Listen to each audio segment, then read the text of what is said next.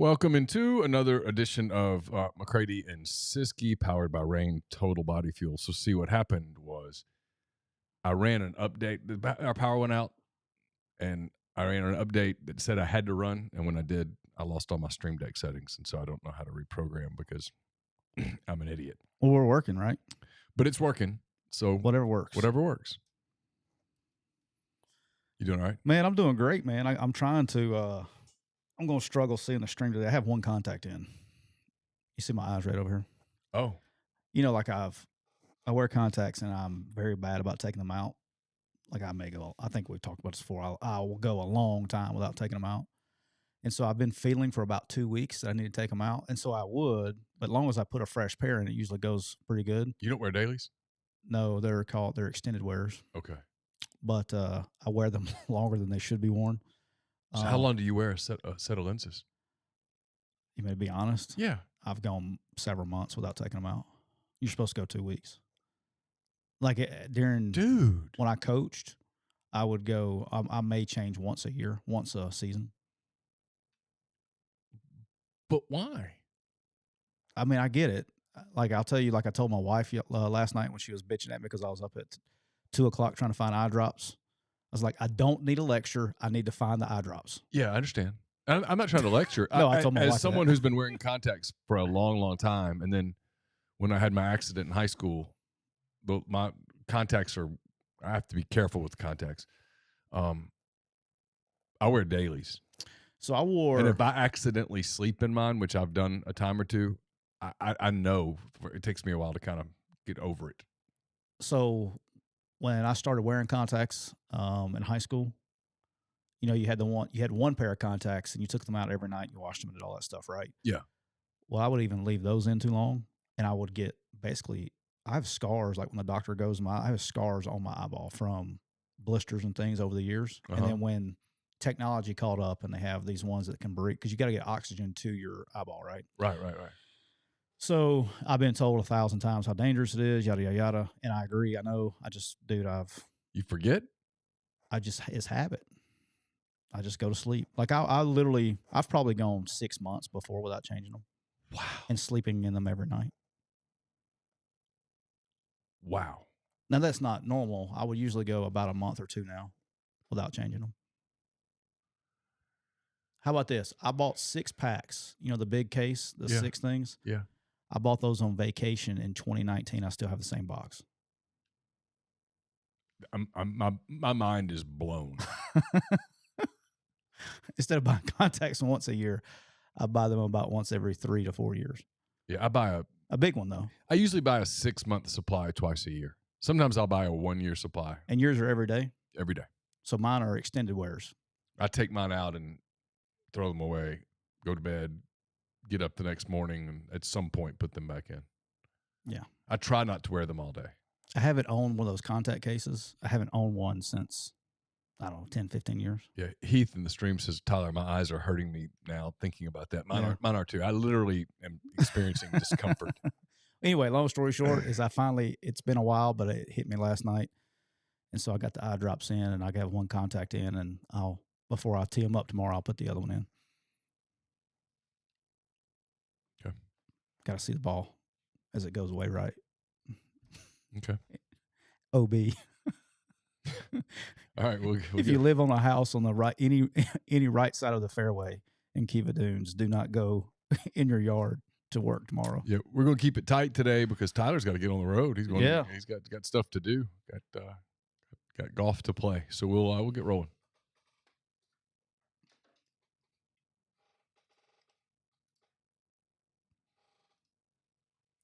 Welcome into another edition of McCready and Siskey, powered by Rain Total Body Fuel. It's a good one. That's okay. You've done better. You had worse. I'm Neal McCready. That is Tyler Siskey with you here on this Monday. It is May the 8th.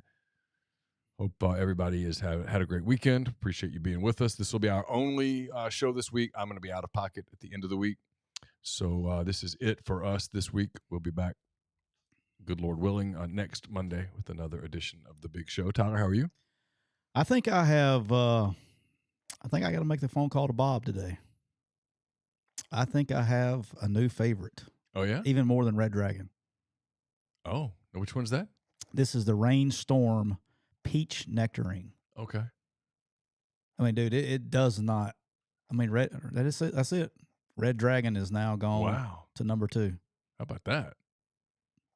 It's pretty good.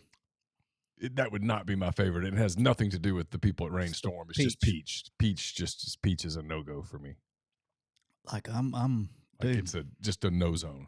I am. I'm in it, dude. I'm a peach nectarine guy from now on. Well, there you go. Rainstorm, clean energy, peach nectarine. That's good stuff. Good stuff, man. So I'm having a tough time now that I got to move my sheet around so I can see it with my good eye. How about that? How about that? We're brought to you by Reign Total Body Fuel. 300 milligrams of natural caffeine, BCAAs, electrolytes, zero sugar. It's got what you need to push the limits and achieve your goals. Check them out on Instagram at Reign Body Fuel to learn more. This is our 75th show. How about that? 75 shows. Yeah. I mean, should have had probably a special guest if we wasn't in a hurry to get the hell out of here. Well, and today I wasn't positive I was going to have Wi-Fi to be able to even do it. That's probably, you would have been high stress if we had right now. You would be losing your mind. But as it was, I was calm. Worked out good. Please hit the like button. If you are listening on Spotify, hit the follow. If you are, it's my one criticism of iTunes. I use iTunes a lot. Not a criticism, but the Apple Podcast app ask for you to subscribe. Same thing with YouTube. I think people are scared to subscribe because they think that's going to be some sort of a cost to them. It is no cost. It's free. Subscribe. Hit the like button. Just call it a follow button or something. Yeah. Follow if you're on Spotify. That'd do us a lot of good. Do us a lot of good. Almost like Spotify's got that thing figured out a little bit, huh? How about that? There's some rumors. This is not getting political. But I'm fascinated in the podcast industry. You know that. I've been doing podcasting for we're 10 years. Yeah. I like to say we've been podcasting before podcasting was cool. That is probably true. There are rumors that Tucker Carlson has been offered. I almost hate to say the number. Let's go. I'm kind of curious. I haven't heard. I have heard he has been offered $250 million to do a podcast. So he's going to be on Spotify now. I mean, how do you turn that down? Well, I think he's got some contract stuff with Fox that has to get worked out. NDA stuff. Oh, not NDA. Well, he has a no compete. They fired him, but as long as they're paying him, the no compete might still be in play, and they owe him some $50 million over the next 2 years. Now, if it's me, and you offer me to fire me, and I'm going to get $50 million over the next 2 years. Where would you like for me to? What door, sir? I would meet you at Kiva Dunes after I took my private flight down there, and I would, believe it or not, I would get golf lessons. Yeah, I'd get really good golf lessons. I would hire an excellent chef who also was like a nutritionist because I would do everything I could to live as long as possible. Yeah, that's probably a good idea and good investment. Yeah, I'm good. I'd never work another day. Now, unless you offered me $250 million to do a podcast where all I had to do on that podcast was to talk about what I think. Whew, sign me up, dude. But that's where the space is going. It's so fascinating to me. We're going to get off this. What is fascinating to me, this is not political at all. Who cares if it was? Well, because some people get all worked up if they think you're going political. This is not a political statement. I got news for you, brother. Between me and you, we're getting somebody worked up. So just say it. Well, what's interesting to me is to watch as with so many people in media, in the public, kind of losing their trust in media, whether it's Republicans who used to really just lock in on Fox and they're now like, Fox is as full of it as everybody else, to people who think CNN is sold out or whatever. The traditional media outlets, as they die away, and as younger people don't do appointment television. No. Younger people stream, man. Yep. That's all they do. And so as that happens and everything is on demand, it's interesting to watch the shift in where you only have 24 hours in your day. You only have a certain number of entertainment or information or news gathering hours in your day where people are going for those news. It's the Rogan thing. Dude, I mean, Joe Rogan has made an absolute life-altering, generational-altering fortune by just being fairly consistent, having an interesting podcast, and just sort of being himself. And then you see some other things that are like taking off in the podcast space, and it tells me that there's and I'm among this group. I used to watch a lot of I would be the guy that would watch Fox News for an hour and then flip over and watch CNN for an hour and try to figure out where the truth was. Yeah. And now I don't do any of that. I don't ever turn those. I did that during the pandemic. When everybody was at the house. Yeah. I literally did that during exactly what you're talking about during the pandemic. I don't watch either of them anymore. I read the Wall Street Journal, and there's a podcast that I listen to on a fairly semi-daily basis. And that's it. There is a channel on when the shooting stuff happened on Saturday. I was looking for live because I was at the baseball tournament. So I was looking for live stuff on it. So I went to YouTube. There's a YouTube channel called Agenda Free TV. I'm going to give it a little bit. It's basically a news deal. They had the scanners on. I'm going to give them a little chance to see if it truly is agenda free. I just want the news, man. I don't need your opinion on it. That'd be interesting. You know what I mean? And it would be interesting to see how well or poorly that did. Well, it has 286,000 subscribers already. Yeah. Which is solid. Tells you a lot. Yep. So, hey, I don't know if I was to be talking about Tucker again. I don't know if I should like Lane or hate Lane since he fired me and gave me a free vacation. You should love anybody who gives you a free Well, vacation. I really love. That's why Ross Bjork and Michael Thompson are on.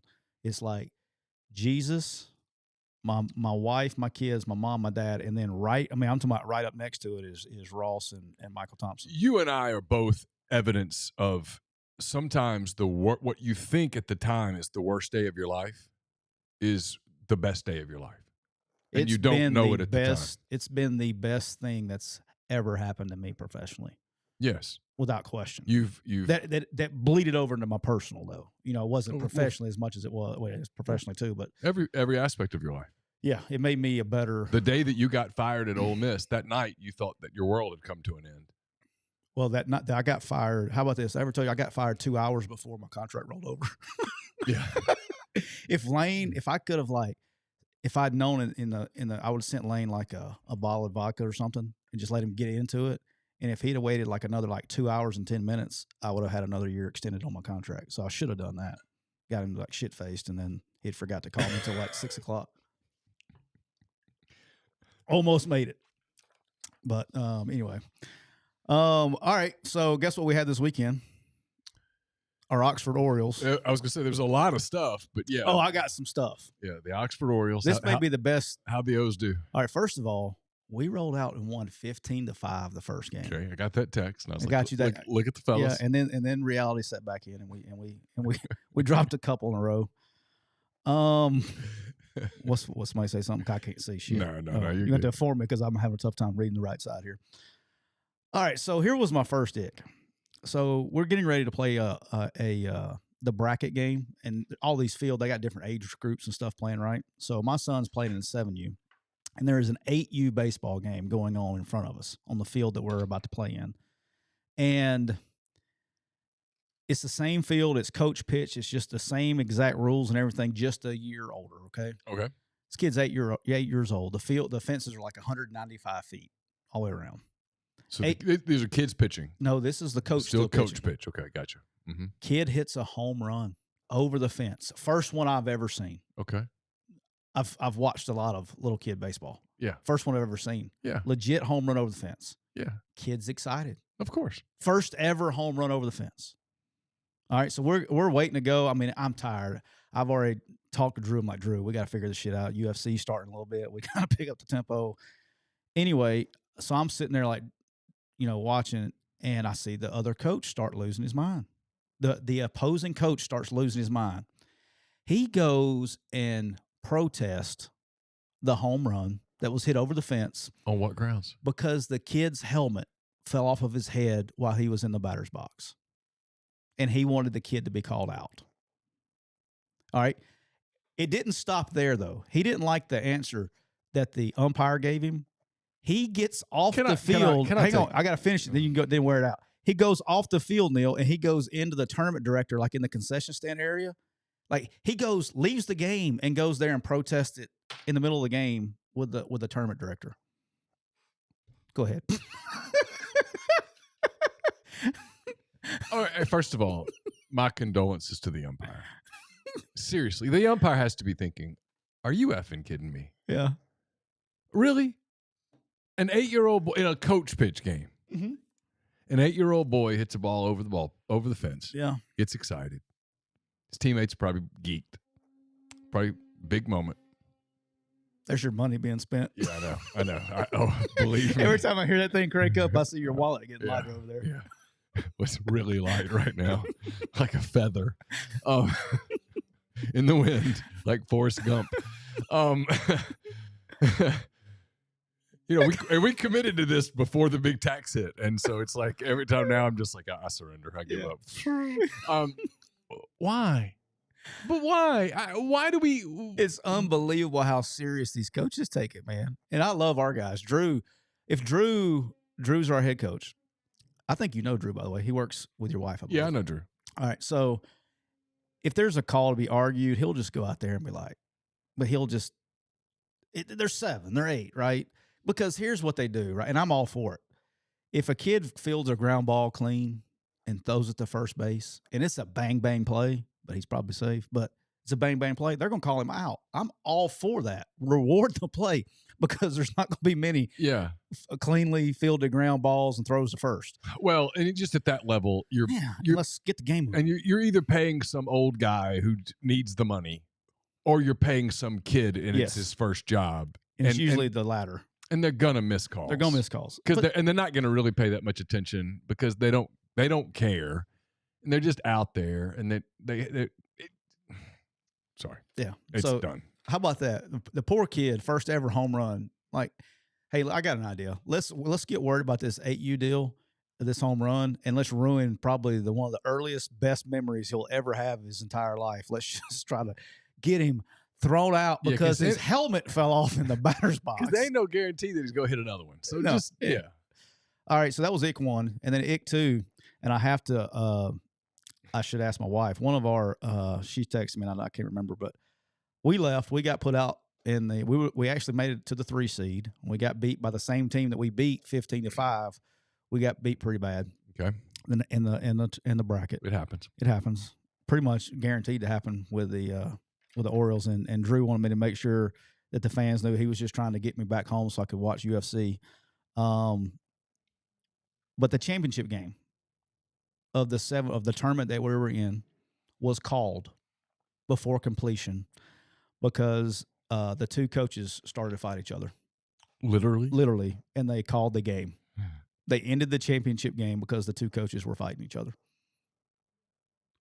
This is the Gumtree Classic. This is what's called the Gumtree Classic in Tupelo, Mississippi. 7U championship game was cut short because the 2 coaches were fighting. Wow. I get I understand fans and passion but it's really not that serious. And then I will not say the team because we have a heavy Ole Miss contingent on the show. So we're playing the team that beat us was called the Rally Dogs. Okay. And let you put 2 and 2 together, and they're maroon and all that, right? Okay.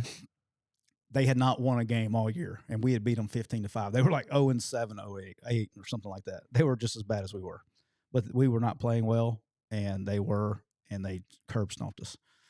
So they needed to get like 1 run to make it 8 runs because you can only score 7 in an inning to end the game. Sure. So the coach is pitching, and he pitches, and the guy hits. He goes full Gronk, spikes the ball, and goes, "Let's go!" and just starts like you thought. And I literally looked at my wife, and the coach did, and I was like, "Look, I've won an SEC championship. I don't know if I've ever celebrated that hard in my life. I mean, like the closest maybe was when I was at South Alabama when we beat Mississippi State, maybe, but like I don't remember ever celebrating a win like that in my life. Like, dude was juiced. I mean, great for his passion, but like We're in 7-year-old baseball, man. Let's calm down. So that was the weekend. That was good. How about that? Our boy, former guest of the show, maybe the first guest we had on the show. He was our first guest. AJ McCarron wins the MVP of the XFL on Saturday. I know, I saw that. So I was happy for him. I just what was the league Tamu played in? Same one. Okay. He got Offensive Player of the Year. Okay.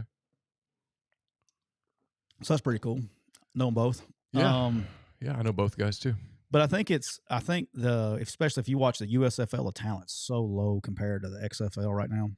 But it just goes to show you playing quarterback in the NFL, dude, it's hard, man.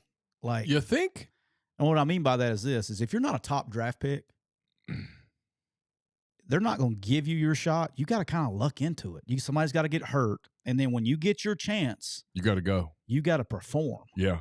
I mean, AJ was drafted, I think, in the 5th round, and he was on the NFI, non-football injury list, his first year. But he was just a guy in the NFL until Andy Dalton got hurt, and he had to go in the game. And he had a really good last third of the season that year where they took him to the playoffs and all that stuff. And just that 5 games kept him in the league for a long time until he got hurt in preseason and was out because he was at the last year of his deal with Atlanta. He was out. And it's like, a Matt Corral, that's sitting there. I mean, he's got to wait till the right things happen to get his chance on the field because preseason film is not even enough to get it done anymore. It's got to be done in the game. And so unless you're going in like a Bryce Young or Anthony Richardson or somebody like that, they got a lot of money into, I mean, you're going to get one shot, but you got to make it count if you want to stick. I mean, it's tough. You don't just sit around. And the thing with AJ is like every time he's actually played, he's done well. Every time. This will lead to AJ getting some backup opportunities, right? He should. If he wants them. The biggest, I mean, he's going to want them. He's going to get I would feel pretty good about him getting one. I actually have not talked to him about this. I'll see him tomorrow, so I'm sure I will talk about it. But the hard part is his age and with how much the vets make, depending on what's available and all that stuff. Is he one of the best, 64 quarterbacks out there? Yes. Now, can you go get a guy as a backup that you don't have to pay, but whatever the league minimum is now on rookie contract, right? He's done he's good, man. He's just when he gets his shot to play, he plays, and this is his first chance of going from the beginning of the season to the end of the season in any professional deal. And he wins the MVP. Now, granted, it's watered down. It's not the NFL and all that stuff, but he still won the MVP of a professional football league. So he should get a shot. I'm sure I'll talk to him about that tomorrow. But a word from our sponsor, BetterHelp. It can be tough to train your brain to stay in problem-solving mode when faced with a challenge in life. But when you learn how to find your own solutions, there's no better feeling. A therapist can help you become a better problem solver, making it easier to accomplish your goals, no matter how big or small. I've used therapy in the past. It's a way to handle stress for me, clear some negative thoughts, just kind of relax a little. For me, it was a life changer. It increased my happiness. If you're thinking of giving therapy a try, BetterHelp is a great option. It's convenient, accessible, affordable. It's entirely online. Get matched with a therapist after filling out a brief survey. And switch therapist anytime. When you want to be a better problem solver, therapy can get you there. Visit BetterHelp.com/MPW today to get 10% off your first month. That's BetterHelp.com/MPW.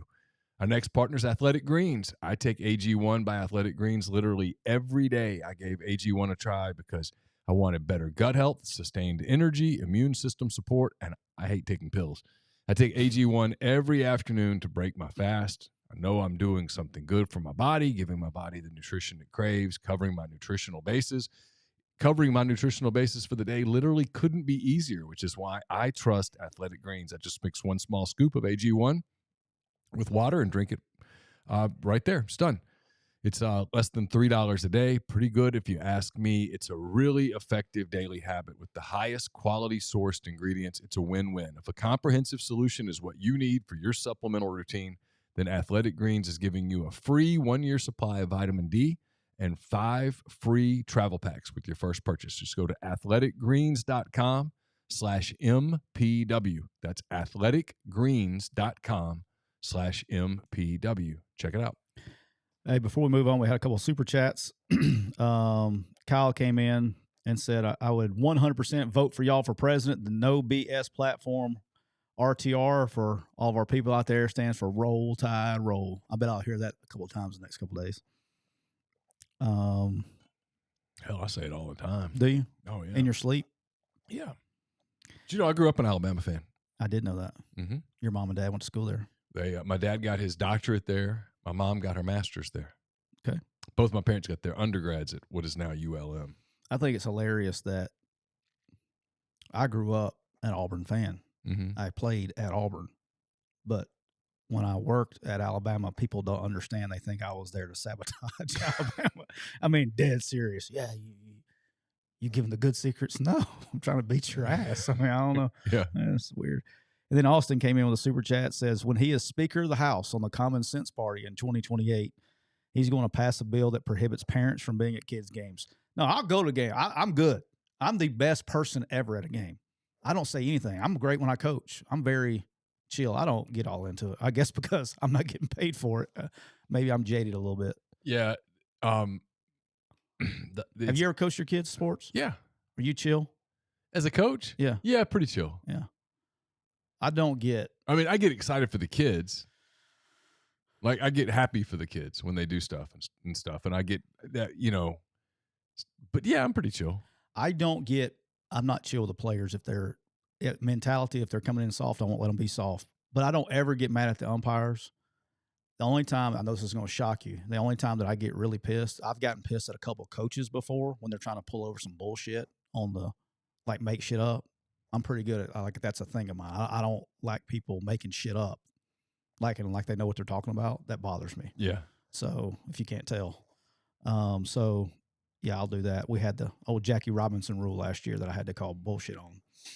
The Jackie Robinson rule. Yeah, the guy kicked the ball. Like I've told you, this guy kicks the ball or gets hit with a ball or ground ball, and the guy and the coach is like, "Hey, he's not out." It's a Jackie Robinson rule because when Jackie Robinson was playing in 1942, he kicked the ball away from the defender and was safe. And I was like, okay, all right, got a couple things. I'm going to skip around a little bit in the interest of time so we can get out of here. Did you see the Nikola Jokic and the Suns owner video? Yeah. What's your take on that? I was watching the game when it happened. I probably have a different take of everybody else, and I'm probably going to get pissing people off here. Nobody should ever get in the face of a player during the heat of the moment. The owner, frankly, is lucky that Jokic didn't hurt him. The owner flopped to make it look worse than it was. Of someone as big as Nikola Jokic, if he had wanted to hurt someone, he would. Yes, he could. I'm hoping that nothing comes of it, that it just goes away, and that they just go play Game 5 in Denver tomorrow night, because it's a fantastic series now, and there are some of the really great players in the modern history of the league that are involved in this series, and it's fun to watch them play at this high level. And I think the story needs to die and go away because nothing happened. I like how people are clipping certain parts of it to cut out the first part of it. He had the ball in his hand, and the owner ripped it out of his hand.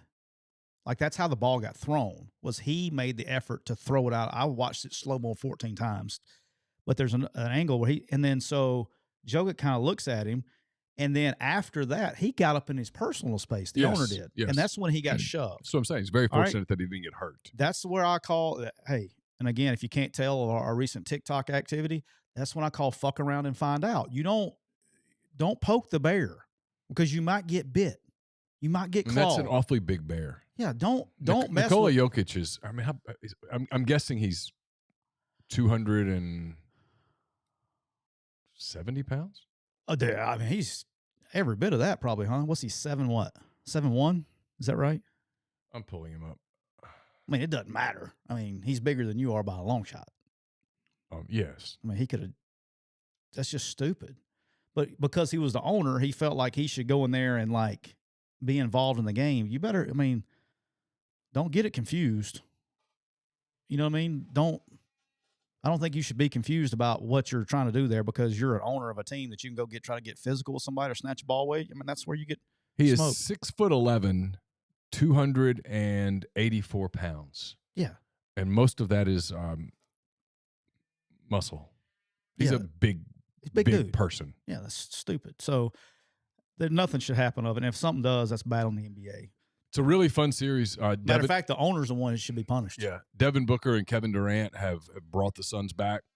Jokic went for 53 last night. It was a really fun game to watch. It was, if you love the NBA, and I do, I like it more than I wish I liked it, because I frankly waste a lot of time sometimes watching it. I get into games that I don't mean to get into. Boston Philly game 4 yesterday was one of the best games I've ever watched in any sport. Yeah, it was a special game. Like, it was, as that game was unfolding, you're like, this is cool.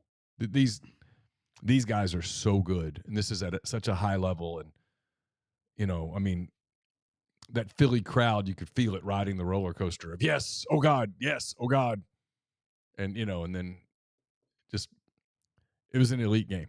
It really was. All right, Grind sent us a super chat on Peyton Thorne. Grind, we're going to talk about that here in just a second. So before we'll get to it in just a second, okay? So I will come back to that. Your Peyton Thorne and NIL and Keon, all that stuff. We'll cover all that in just a second. Yeah. All right. Let's talk about this. I know you. I tried to listen to a little bit of your show this morning. I was grinding, trying to get some stuff done before I got out of town. But I know y'all touched on a little bit. This Bohannon stuff at Alabama, I think we're just scraping the surface on this deal. Okay, I keep hearing that. I've had people tell me this is tip of the iceberg stuff. Yeah. Is this just about him and that program, or are we going to get into some other programs? I think we're going to get into some other programs. And I think it's going to be more than coaches. I think it's going to be players, and I think there's going to be more involved. There's already word coming out of, I think Iowa mentioned something. But look, when you have, and it reminded me. I mean, I got to be honest. If you told me, hey, when the next big sports corruption gambling comes up, what sport do you anticipate it happening in? College baseball would not have been my choice. No, nobody would have thought about that. But here we are. Yeah. Per sources, the wager was well into the 6 figures. I have an exact number, but I don't want to betray people that told me that. Yeah, I've heard of 6 figures. But number 2. We're well into the 6 figures on the number. Yeah. And the reason that it got caught and flagged was because it's also been reported, and I also heard it from the same source. Drew, you're not even close. I see you're in the chat. You're not even in the vicinity of close. Yeah, it was a lot more than that. A lot more than that. But FanDuel is a site that takes bets in all these states, right? And they're active in Louisiana. Not $1 was placed on the Alabama LSU game through FanDuel. So to say when you go and all of a sudden you're betting hundreds of thousands of dollars on a baseball game, it's going to bring up like, whoa, we got one bet in and it's on this, right? So, right. That was where the flag came in. Video evidence of him talking to him at the sports book. Were they FaceTiming? I don't know. I don't know if he saw a number through a camera or what the deal was. I don't know how they validated that, but I've read that in 3 different places. I did not come up with that. I read that allegedly. Reporting to reports. ESPN has reported that. So I talked to a source that told me the amount of money, but I'm not going to repeat that because it betrays a source, but it's well into the 6 figures. But here's the thing is, like, you don't get caught the first time you do something like this. So this couldn't have been the first time, allegedly. That's my opinion. I'm not trying to, it's just, I think when you do something like that, that's not the first time you're getting caught. I think it's happening with. I feel safe saying this. I think that is the suspicion at the University of Alabama. This was not a one-off. And it's just, I mean, I imagine they'll go back and look at games and things like that. But even with players and things like that, with the legalization of betting and these betting apps, it's not like the old days. You know, in the old days, it was like, oh, he's got a bookie or he's into a bookie for this or that. And he's got to pay off debt or organized crime or this or that.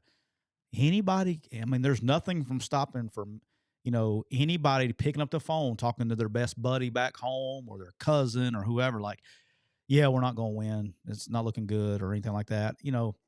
Not betting wise, but I can't tell you over the years, 20-something years I'd talk to a buddy or somebody like, hey, what do you think about the game this week? Well, and I don't even know what the line was. You know what I mean? Like, hey, we're doing this guy, we're struggling or whatever. But if that person wanted to, they could probably take that information and go bet with stuff, right? Mm-hmm. I mean, unintentionally. Now, I think obviously they wouldn't be firing if it was unintentionally and things like that. But I think there's going to be more of it go on because there's just too many. You don't have to go to I mean, you could do it on your phone. You could be somebody's friend from high school. They can't trace that stuff. I mean, if you're talking to them regularly, unless they're tracing phone calls, I think there's a big problem. Now, how did they get caught? Now, if this was a college football game, probably wouldn't have been caught because there had been money on the Alabama LSU game. So much money and things like that. Millions. But I don't think the amount of money that I heard, you don't just start with that amount in that game, in my opinion. No, I agree with that. I mean, I can't prove that, but I'm just obviously this is me talking, sure, and, speculating, and no fact base or anything like that. But just me, that can't be. You don't just go, I got a good amount. Let's start this thing with this amount.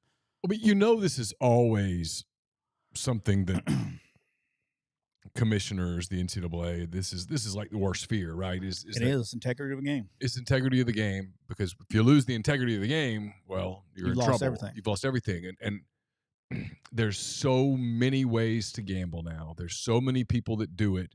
There are so many shows and programs, hours. I mean, hey, we're not above it. We talk a lot about point spreads. And we had a competition picking games. There's so much interest in it that everybody who plays, everybody who coaches is a potential target. Because if you can get one of those people to either give you inside information, which happens from literally every program. Yep. Whoever your favorite team is, there is somebody inside your building who gives information to quote Vegas, end quote. Period. Guaranteed. Somebody does. Somebody does. There's always that, and there's always the ability for a player to get compromised, a coach to be compromised, because you never know who has issues going on. Someone gets to them, willing to take those issues away. Yep. If you'll just make this happen. And so you never know, man. I mean, it's like if you're an official, you can't even get caught anywhere near anything that might remotely involve the perception of you being involved in. Well, yeah, the one guy got hammered for it not too long ago, right? Yeah. Or a few years ago now. I mean, the Tim Donahue, was it Donahue, the NBA ref? Yeah. He talked all about it. I mean, it just He's been on shows and stuff. Yeah, it just can't happen. No, it's just I don't know, man. I think it's the tip of the iceberg. And I think that's why you're seeing, I mean, look how many times we've seen this recently dealing with apps. You had the Calvin Ridley, I guess, started it, right? And now you had the 6 with the Detroit Lions and Washington Commanders, the 6 total there. Yeah. And hell, they're making it legal there. I mean, it's legal just as long as you're not at the facility. We talked about it 2 or 3 weeks ago, whatever it was. And, they're turning how they're getting their names is they're betting on their own account. But, I mean, if they wanted to get into it and they really want to do a deep dive investigation into it, I guarantee you that's not the. I mean, they don't want to go anywhere. The truth is, they would just love to get to the bottom of this one and let it go away. Yeah, because it could be more than they bargained for. Well, they don't want it to. Yeah, I mean, they don't. There's probably a real hesitancy on the digging into it. No, I agree. All right. This is where we're going to dress grind stuff. I want to shift a little gears. Busy weekend. I guess when I say busy weekend, Friday, Saturday, Sunday, and I guess this morning. A lot of talking with a lot of GMs and directors of recruiting and things like that. A lot of interesting portal talk and portal discussion. And there's some major concerns. The first concern, you think? First concern they had that it's just not sustainable. Yeah. Go ahead. I'm sorry.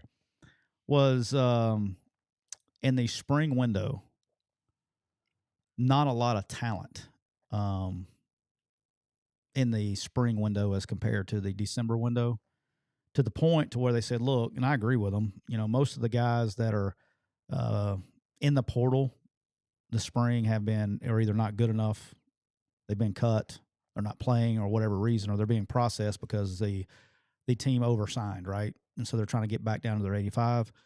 And the amount of players that's in the portal, the number I got is like, dude, there's like 30 30 to 40 guys that are actually really good players that are in the portal.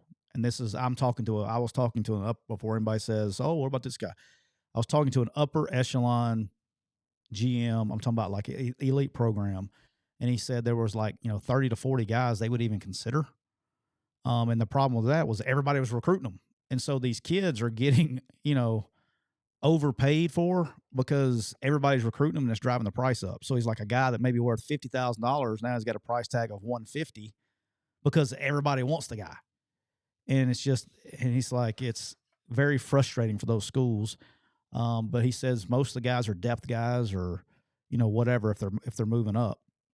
It's just they haven't been overly impressed with the quality of talent in the spring window as compared to the December window. Have you heard similar stuff? Yes. That the talent's nowhere near the same, but the prices are going up because so many programs are competing for the same kid. It's just a silly bidding war. So Brian brought up a super chat a minute ago. He says, why Peyton Thorne? And for those listening and not familiar with my man Brian, big Auburn fan, not impressed. I hear Caleb Burton has injury issues, guessing he's a long-term guy. Where's AU on NIL? I hear Keon cost a bunch of money. I'm assuming he's talking about the wide receiver from Michigan State that's in the portal. Is that correct? Yes, Keon Coleman. Yeah. Mm-hmm. Keon Coleman is visiting Ole Miss tomorrow. I think he recently visited. Okay, I just had this a minute ago. Let me look. He's got everybody in America's recruiting him, right? Yeah, but he's taking visits. And so obviously he's going to, I say obviously, the odds are he's going to go to a school that he visited. I would say so. Let's see. It's pretty safe. I had this a moment ago. Let me look. He's visiting Ole Miss tomorrow because Ole Miss is obviously desperate for a wide receiver after the Mitchell got dismissed from the program. Remind me to talk about that. Okay. Go ahead and talk about it now while I'm looking this up. So Mitchell kid gets dismissed. I've done. He visited Florida State over the weekend. Florida State. Yeah. We'll talk. I got some. I'll get to that in a minute. But Peyton Thorne, quarterback, transferred to. I know that they've been trying to get another quarterback to add to the room. I think they lost Finley to the portal, and I think he needs another quarterback. Will he start? I don't know. I'm going to be honest with you. I have talked to Hugh. Have not talked to him about that. I know it sounds crazy, but have not. I think he's a good quarterback. I don't know. For me, I'm too close to where I know Hugh's system, and I would have to see the guy perform in the system before I throw him out. I mean, we've had guys that you think couldn't play. I mean, I love him to death. He's been one of my favorite quarterbacks ever, but Bo Wallace, there was a lot of places he couldn't play either. I mean, he couldn't have gone just to anywhere and played quarterback, but he did well in that system. Does that make sense? Hugh's system can fit, and if a kid can make really quick decisions, be confident where he's going with the football, be accurate and on time, he can be really good in Hugh's system. And he doesn't have to be a great runner, but Hugh's kind of made it work with all kinds of quarterbacks. So I would have to see. I don't know. I didn't watch practice at Auburn with, Robbie Ashford and what's my young kid's name there that he likes the kid. I can't think of his name. I'm sure Grind knows it. Grind, the other quarterback, Hugh likes him too. The kid who was a true freshman last year. Yes, Golden. Is that Holden? Golden? I don't know. Anyway, he likes him a lot. So I think they're going to be fine at quarterback. So I don't know. It would be very difficult for a brand new quarterback to come in. And if he is the starter, I think that would kind of show you where they are or what they really think about the other two. But I would be surprised. That was answering his question. But here was a big thing. There's a really big meeting. Holden Griner. Thank you, Griner. That's the one I was thinking of. Holden. He likes him. Grind. All right. There's a really big meeting. Nobody's talking about it. Really, really big meeting going on in Indianapolis today and tomorrow. And nobody's covering it because nobody's really talked about it. And it's the academic committee is meeting today and tomorrow to kind of finalize. They are going back to APR starting. I don't know how. This is a I don't You're know. going. I don't know how. No, I'm totally serious when I say this, man. I don't know how you can. I don't know how anyone can even look at it anymore. I have so many questions. It's mind-boggling. I feel sorry for the people that are. I feel sorry for two groups of people: the people that are inside programs who are tasked to keep up with this, and with the people at the NCAA or wherever, the SEC, wherever, that has to like monitor it. It's. Here's what's crazy. This is insanity now. All right, I had some questions. All right, I've been doing this a minute. I read through the legislation. I read through it. I had it. They sent it to me. NCAA sent it to me. I read through it. I still had questions. So I picked up the phone and I called somebody in the ACC. I called somebody in the Big Ten. I called two people in the SEC, to my GMs and people that do this for a living. And then I called somebody in the Pac-12. I got different answers from all of them, how they're handling it. Well, somebody's going to be right or somebody, and everybody else is going to be wrong because nobody was handling it the same. So here's the problem, right? So everybody knows how APR works. It's annual academic progress rate. Okay, so every player. So Neal McCready, you're on our football team. Every year you get. I'm sorry. You get 4 points. Okay, every semester. So you get one for the spring, one for the fall, and you get one. It's calculated up. Okay, so if you are come back, that's called a retention point, and if you're eligible, you get 2 points for that semester. So you get a retention point and an eligibility. You're eligible point. So you would be a 2 for 2. All right. If you are eligible and you transfer out and you leave, now you're a 1 for 2. So you count as basically 0.75. All right. You with me? Yeah. Okay. So an APR, you take your total number. So it's only your scholarship players. So let's say you had 85 for 85. The most number your most divider, the biggest it could ever be would be 340. And that's if you had 85 all year long, but you're going to lose some at Christmas and things like that. So it's always different based on every school. So the first thing that they proposed, I think it was back in January or December, or whatever it was, they tried to make a change to this where they said, okay, if we're losing all these guys to the portal, if they graduate from the school that they go to, we get that point back. And there are people, many schools across the country, that are counting it like this. If we lose Neal McCready to Monroe and he goes there, and as long as he graduates from Monroe, I get that point back. There are some universities that if they go to Monroe, they're losing the point. They're not taking it. And then again, there are other universities, one in particular in the Big 12, that they're not counting. They're just saying, all right, instead of a 1 for 2, he's a 1 for 1, and they're not counting that point at all. So you got 3 different calculations going on right now in college football. And this is after reading the legislation. This is how confusing it is. It really is confusing. Like you're reading through it, and it's like reading stereo instructions. You're trying to follow the stuff, right? So here's why it's important. They're going back to it, and the number is 930. So let's say they go back to the way it was, and they say, hey, you're a 1 for 2. Let's just say they did that. Look at my guy Dion out here at Colorado, just got rid of 60 dudes. No, he's got issues. He's going to be fighting like hell, right? And he's like, whoa, we got to be a 1 for 1 or whatever it is, or not counting or get your point back. But if any team that's losing a lot of guys to the portal is going to be, or purposely or not purposely, either way you look at it, they got to get this rule to where they have to do something. Because you can't have the whole country on probation. Here's what's coming. They're going to give them a grace period to get it fixed. Well, they're repealing it. Yeah. That's what they've had, the grace period, which was COVID. No, they're going to give them another one because no one will admit that I know you saw it coming, but no one will admit that they saw this coming. Okay. They're not going to admit it. They're never going to admit it. And so they're going to go, hey, this was a little more chaotic than we thought it would be. And so we're going to give everybody blank time to get this fixed. But now understand, effective block, we're going to enforce this.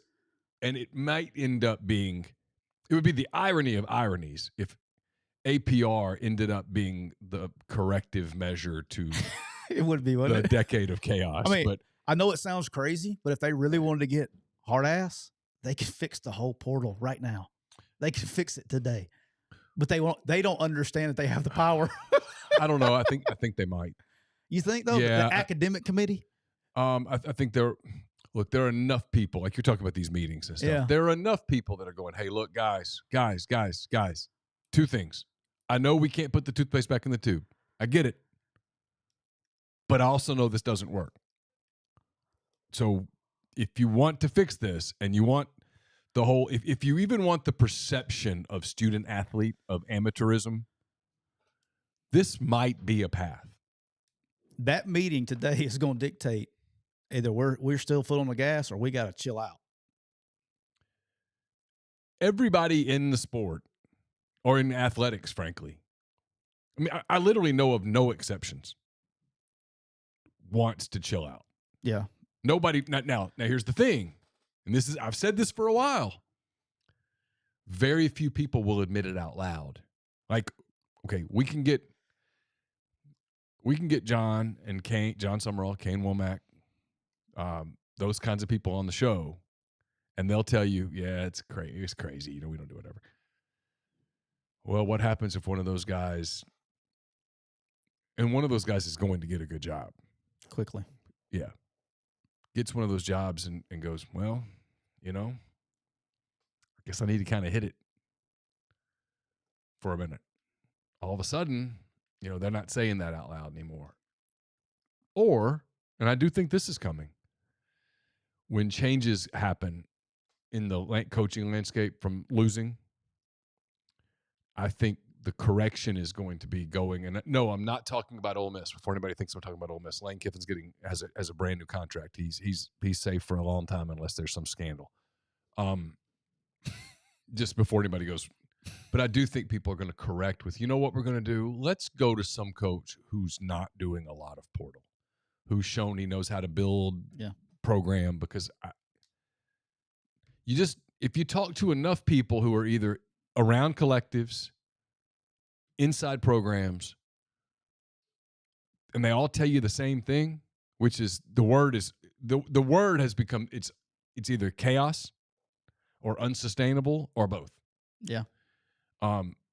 When those are the adjectives that are being used, chaotic, unsustainable, when those are the universal adjectives, something's got to give. Yeah. And they're gonna figure out a way to slow the roll a little bit. But look, I don't think they're just going to come back and go, hey, we're going to go back to the old transfer rule. That's not happening. Not happening. Should, but it's not. And obviously, they're not going to come in and say, hey, we're going to put a cap on NIL. No. They can't. Makes you employees. They're not going to make them employees. They have no taste for that whatsoever. So they're going to have to find a different mechanism to just slow it down, to calm it down. Well, this wouldn't calm it down. It would bring it to a screeching halt. But like, here's what I was laughing at. Is like, on one hand, all right, so they've gone and this is what they've released. I think this meeting, the initial meeting was held in February, right, of this year, and they're meeting again today and tomorrow.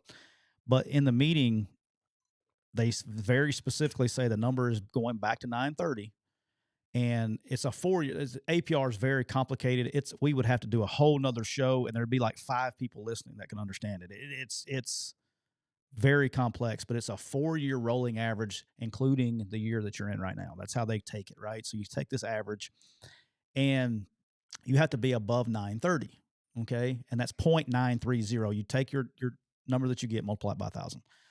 All right, so the trick is that what's ironic to me, it makes me laugh, is they put in the rule that says when you're a new coach, you can basically go in there and clean house, right? You can cut in your body and all that stuff. Like, Deion's taking full advantage of the rule. Mm-hmm. As a coach, if I'm going into a place and you give me the ability to clean house, I'm going to clean house, because you don't have 5 years anymore. I'm talking about, this is a coach standpoint. It's not a fan. No, you have 3 tops. You don't have time to build anymore. You're fired. And so a lot of your decisions are made right, wrong, or indifferent. There's a lot of decisions that are made on self-preservation. Sure. Okay. Of course. So like, you take Deion at Colorado. He gets to go in there and he gets to go clean house, which I'm actually for that rule. I mean, cool. But if you're going to allow that rule and then you're worried about graduation rates on the other end of it, it's like, wait a minute. You're going to let them cut and send everybody out, It's a rule, just legal, do it.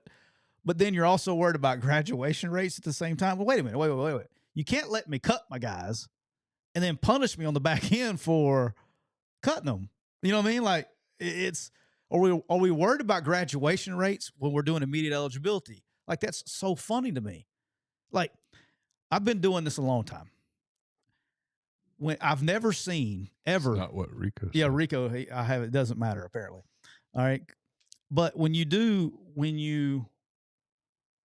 I've never had a transfer come in any of these years. Let's say he comes in with 100 hours. When he starts at your new institution, he doesn't have 100 hours. I've never seen one come over and go, oh, this guy's got the same amount of hours that he did when he transferred. You always lose hours, and a lot of times you lose a bunch. So much so that when you bring a kid in, you have the 40, 60, 80% that they have to meet in the year 3, all that stuff, right, to continue to play. Everybody wants to know why there's these general studies degrees. Let me tell you why there's general studies degrees.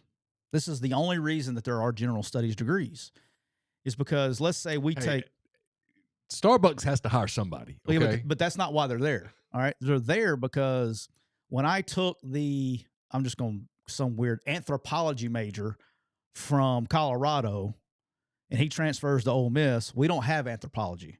So he's got all these anthropology classes, right? But he's got to be at 60%. Let's say he just has to be at 60% of his degree when we bring him in. So we have to create a major that allows for all these electives. And so you can transfer other classes in to get them to 60% because anthropology 306, we don't offer here at Ole Miss. So it goes in the trash can. And so you come up with these general study majors to fit and plug and play. Where were we? I think Arkansas State, we call it interdisciplinary studies. I think that's what we call it. Somebody had to help me out on that. I know I got somebody from Arkansas State in here. I think it was called interdisciplinary studies that we called it. And it's just like one of these degrees that we just plug and play these random classes for, for eligibility. And so that's why all these are in there. And it's funny is like all those, you'll have general studies. Well, where do you report to the PE department? I mean, it's like, everything is plug and play in there. And it's just, I just think it's so funny that we're going to go back to punish it. And they literally said in the release that they're going in the spring of 2024, they're going to release penalties for APR, which is postseason bans. But they can't penalize the whole country. We're not going to, and we also have the playoff. I mean, like, I'll put it like this. I know of an SEC team. They're really damn good. They've been graduating a lot of players. 2 years in a row now, they've been below 930. 2 years in a row. And remember, it's a 4-year rolling average, right? Yeah. So they would be in trouble. They would be in trouble. There's no way, but if they want to be assholes at this meeting today, if somebody was really smart and they had an agenda, those people, they don't even know. They could go and put all right, this is what's going to happen. We're going to count EPR like it's meant to be counted, 1 for 2s and stuff like that. I mean, you look at somewhere like I said, Colorado replacing 60 guys. That's 60 points deducted off of. I mean, that's like down to 830 before we even get started. I mean, it could be detrimental to high portal teams in a hurry. I'd stop it. Walk-On Sports Bistro puts everything they've got into bringing you game day with the taste of Louisiana. Dig into their mouth-watering, made-from-scratch Louisiana cuisine. Po' boys, gumbo, voodoo shrimp, plus fan favorites like juicy burgers, fresh salads, all in front of 70-plus TVs, 40-plus ice-cold beers on tap. You can let Walk-Ons take care of your tailgating needs this upcoming season. Inquire today about their family and friends bundles, their tailgate platters. Order online at walkons.com or on their convenient Walk-Ons app. Especially if you're in Oxford or the Jackson area, please stop in Oxford or Ridgeland and tell them you appreciate them sponsoring McCready and Siskey. Podcast also brought to you by Comer Heating and Air, Southern Air Conditioning and Heating, different names, same great products and services. If you live in Oxford, Tupelo, or the surrounding area, call Comer, 662-801-1777. If you live in Hernando, Memphis, or the surrounding area, call Southern, 662-429-4429. And as always, we're brought to you by Reign Total Body Fuel, 300 milligrams of natural caffeine, BCAAs, electrolytes, and zero sugar. It's got what you need to push the limits and achieve your goals.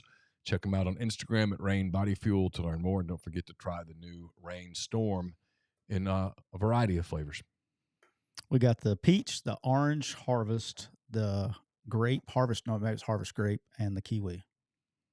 That peach though, just telling you, dude, it's different. Might have to have me another one on the way down to Kiwi. I was going to say, you probably have another one on the way down. All right, quickly before we get out of here, we'll wrap this thing up. A tweet came out today. I started laughing.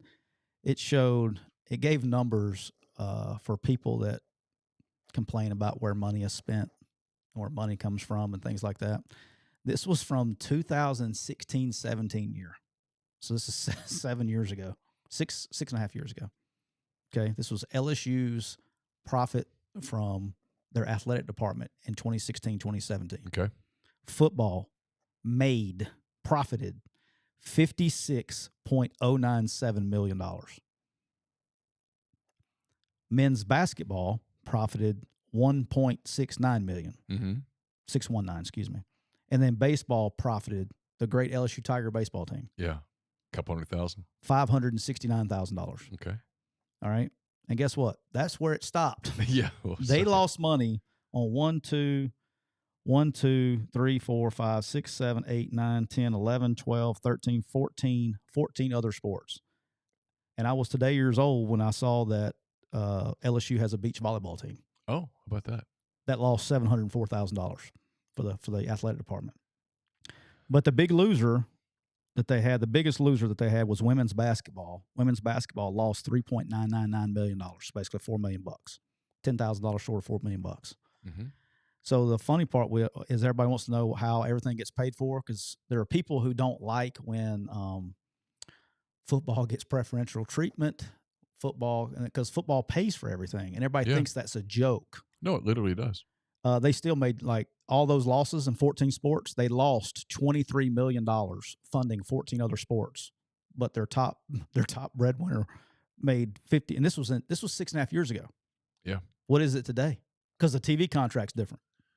It's probably closer to 100. But it shows you why the whole employee thing is a no-go.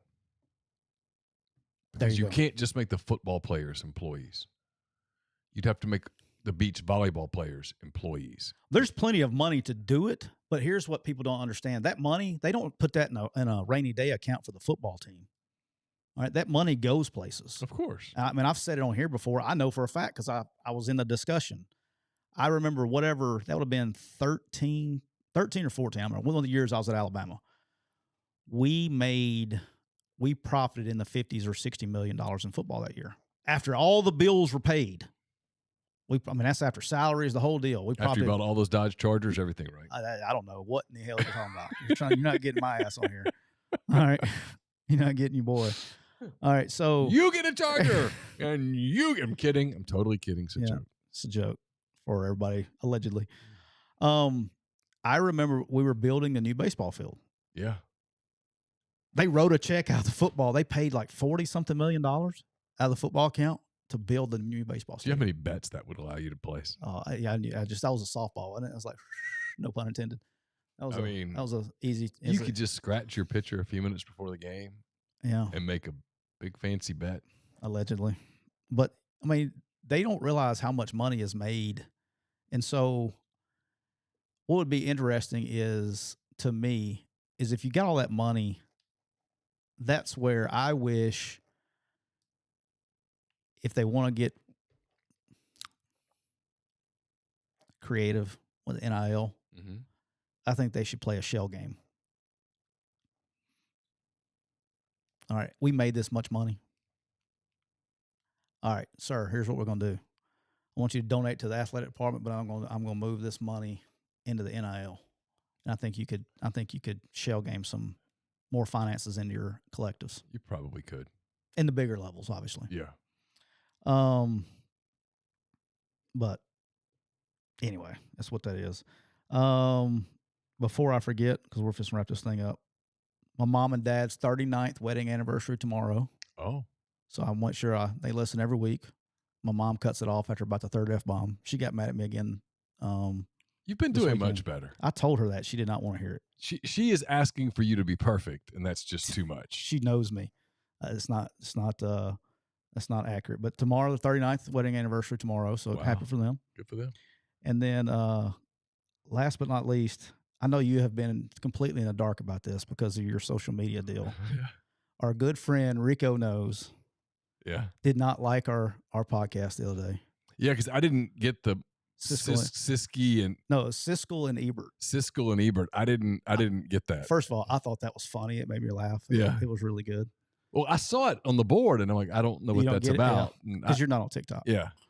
Well, I saw it, and dude, somebody was like, we should have him on the show. And I was like, I would love to have him on the show, but I have so many questions.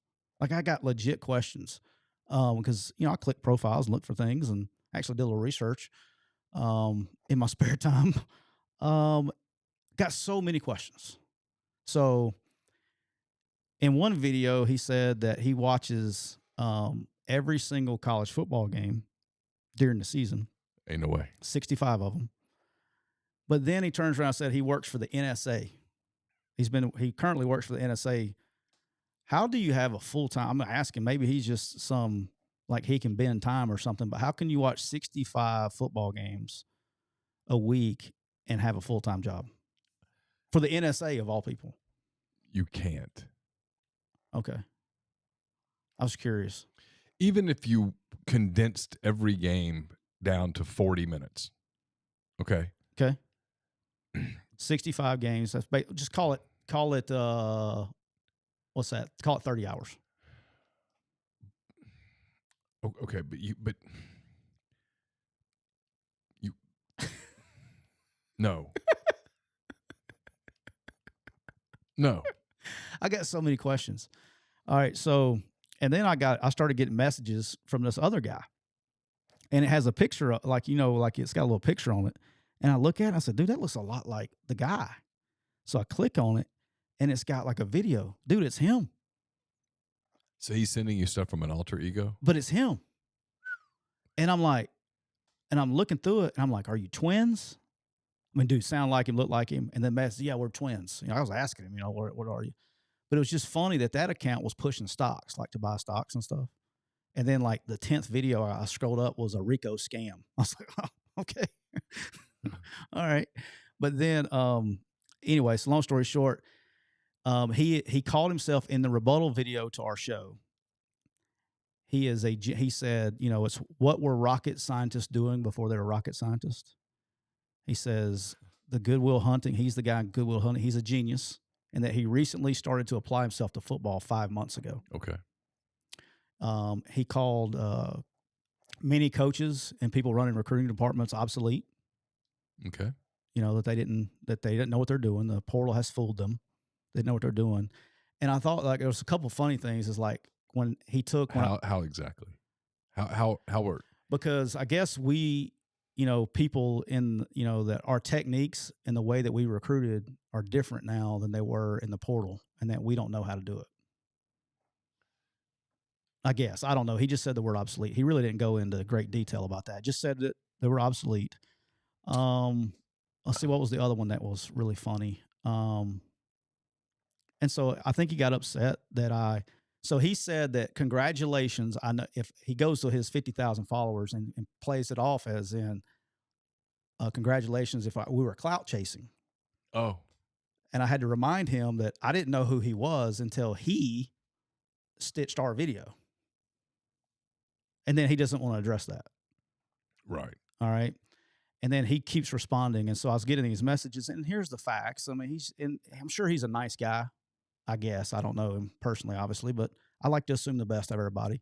I do appreciate that he served our country. I did see a video of him getting promoted to Master Sergeant. So I really do genuinely, all bullshit aside, I'm a big troops guy. Yeah. And his service to our country, I'm sure he's great at his job. But the the one that had me, that was funny. The Applied Genius one was funny. And then he was like, I don't use the On3 and 247 and Rivals. He goes, I think those websites are jokes, but every single video, not every, but most videos he does, he shows a shot of him on the actual website. So I'm real confused about that. So he says he doesn't use the sites, but he just thinks they're a joke, but he's using them. Yeah. So I'm really confused on that. And then my favorite is he says he has coaches. I haven't seen the video. I'm sure they exist. I'm just not scrolling through he's got gazillions of videos and I'm not going to try to find it. So I'm sure he's got a coach on there or something. I don't know. But since he said that, I thought this was funny. I got 3 phone calls and a text message over the weekend after he released that video, and I was commenting on it. One, I'm not going to say who this was, but this is from an ACC coach. He texts me, this ACC coach texts me, and he texts me the rebuttal video or whatever, right? Right. And he goes, this was his text. He says, you know how when you were in the industry and you were like a god? I don't know what he means by that, but he goes, I can't wait till I get out one day or I'm unemployed. He goes, and I can call out people on their bullshit. Thank you. And then he goes all caps. Dude was in the fucking Army. And then he was in computers. And I was like, yeah, I just, whatever. And because I said, he got very upset that I said he was a fan with an Excel sheet. Yeah. And that there's hundreds of you around on every message board in America. I'm sure you got some on yours. And he goes, I love the very moment you did that. And the dude tried to answer. And then he said, then he goes on to listen to it. And he goes, haven't adjusted, haven't heard of it. He goes, our jobs don't mean shit. He goes, I started to take that shit personal.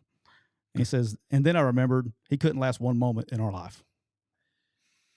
I haven't even kept up, and I feel bad now because I don't know who. I wouldn't know Uncle Rico if he is it Uncle Rico? No, it's Rico Knows. Rico Knows. I wouldn't know him if he walked in the room. But his Coronis are in there wearing us out. And then so the guy goes, then is and here I didn't address it. I probably should have, but I just like, how you just go, he called me an angry white man in one of the videos. Well, you are a white man.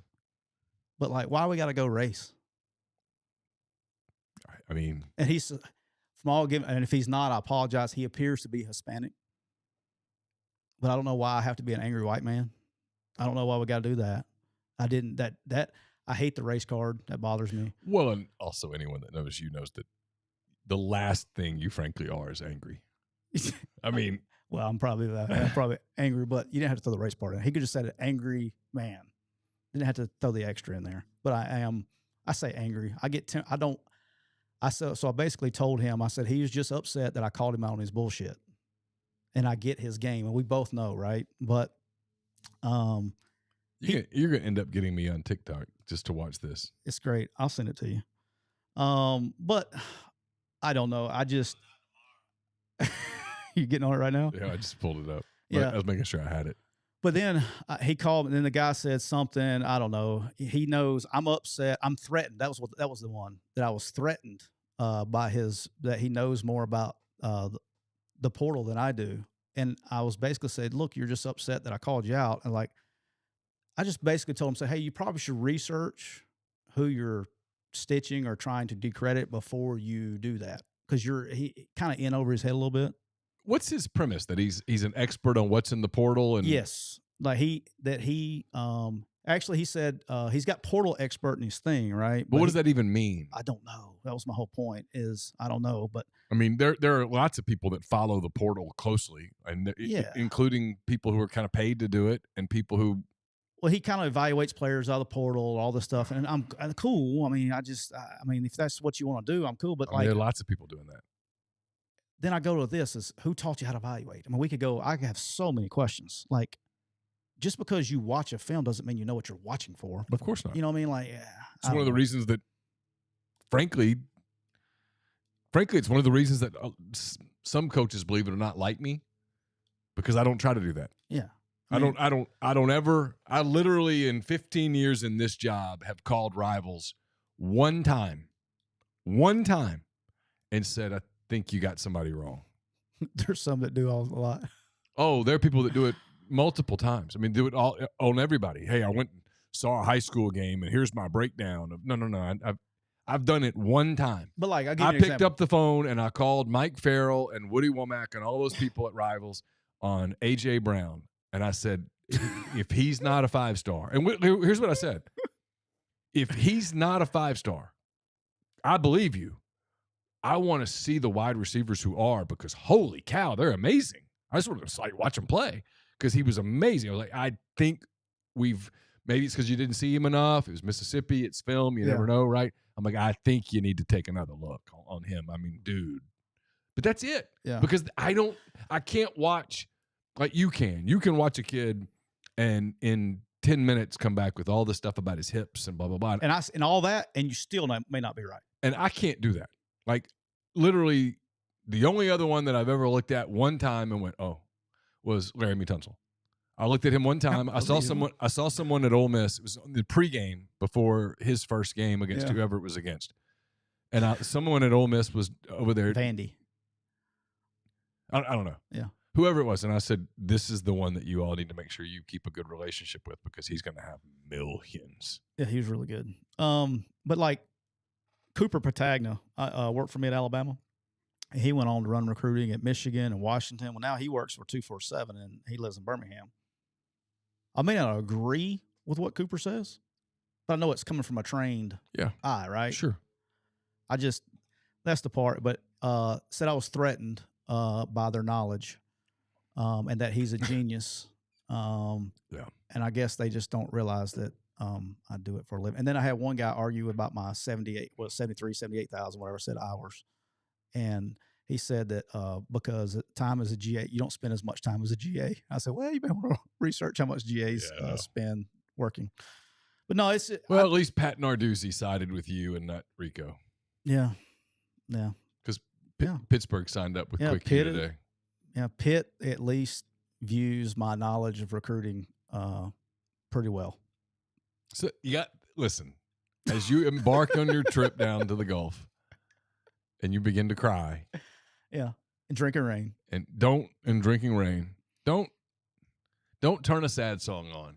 Stop. I probably won't. Turn the Pitt fight song on and go, hey, you know what? At least one school, and actually it's more like 70, but one school believes in you. Yep.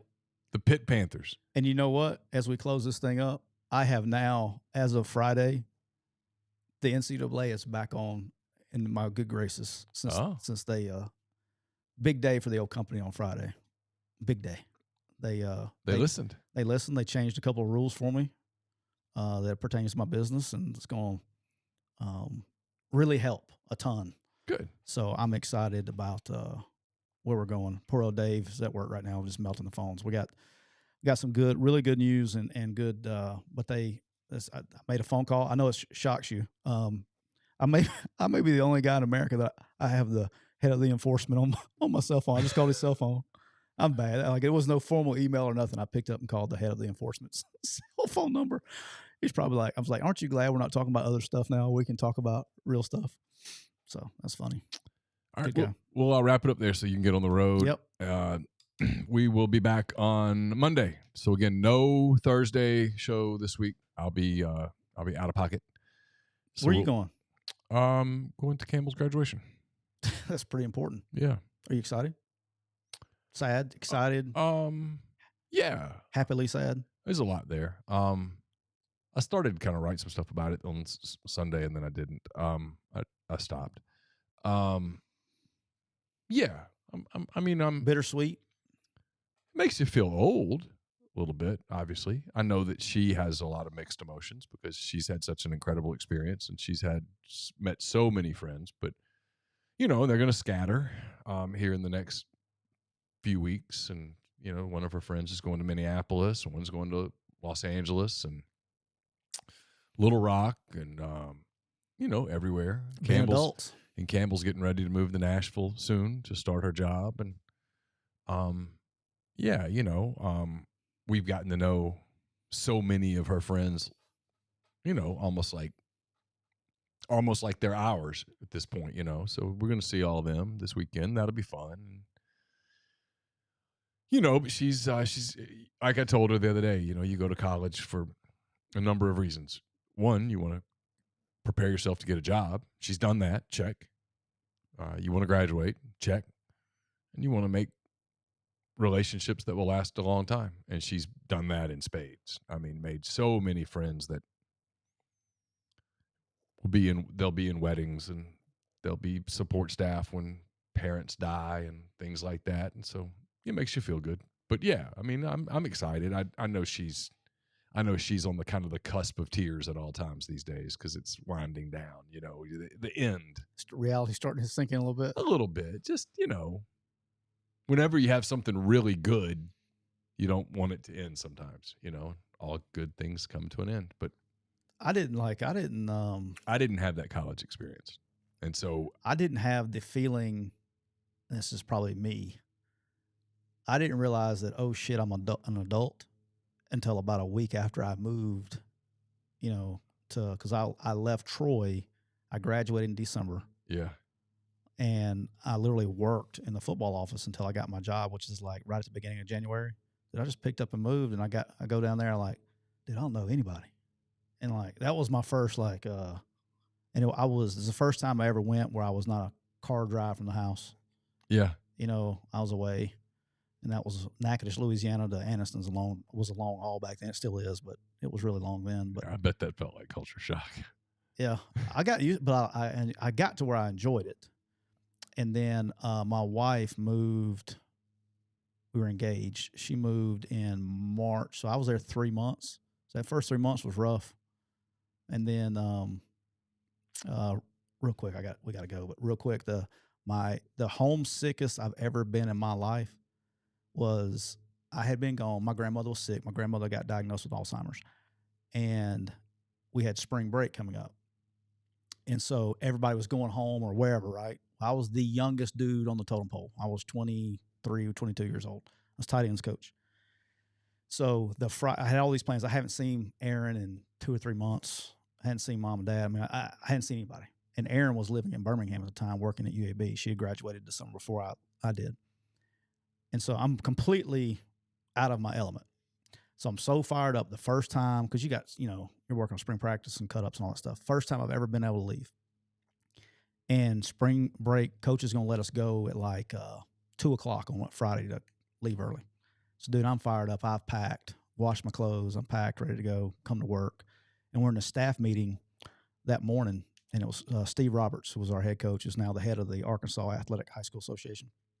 And we come in there, and he goes, finishing up the staff meeting, he goes, hey, Tyler. He goes, they're coming to dump river sand on the practice fields this afternoon. This is Friday morning, the day we're leaving. And I need you to stay here during spring break and spread that sand, level the sand out over the practice fields. No. And so, dude, I mean, I was packed, ready to go. I mean, I literally had my suitcase and clothes in my truck. I mean, I was hauling ass as soon as work was over with. And I found out at the staff meeting on that Friday that we were leaving. That was cold. And dude, they brought a 4-wheeler and like 25-gallon deals of gas and a drag, that you drag the infield with. And I worked 12 hours a day starting Saturday morning, 7 to 7, sun up to sundown, dragging. They dump trucks of river sand all over we had 2 grass practice fields. And I had to drag that sand out of those piles, and I drove in circles for like 9 days. I started on Saturday, finished on like Sunday at like lunch. I worked 7 hours. Everybody else is gone. They're going to see their family. They're going to Disney World. Everyone got to go to Disney World. They're cussing. Oh, dude, I got pneumonia because I didn't wear anything like a deal. I guess it was pneumonia, but I got all that dust was up in my lungs. I'm just a redneck from Alabama. And dude, I did it I was ready to shut it down. Like I came really close to saying, screw this. Out. I mean, it wasn't worth it at that point in time because I was homesick. I was ready to come home. And the kicker of all that is, did all that work on that field, and then Tate Bainey and myself, when we got the grass grew back up, like 2 weeks later, we spent a whole weekend, he was the next youngest. We spent the whole weekend dieseling in the lines to kill the grass for the lines of the practice field. Like line it off. Instead of paint, you put diesel down and it kills the grass so you don't have to repaint it all the time. We did that. We did not practice on those practice fields, not the first practice, because we practiced in the stadium. We had new turf. So we ended up practicing in the stadium. I did all that work, and not one day did we practice on those fields. I was pissed. I bet. I'm still, Coach Rob, if you're listening, I'm still pissed about that. I'm still pissed about cold. That. That's cold, isn't it? All right, we'll wrap it up there. See you guys on Monday. Have a great week. Happy Mother's Day, a few days early to all of the moms that are out there. And We appreciate you, obviously. So until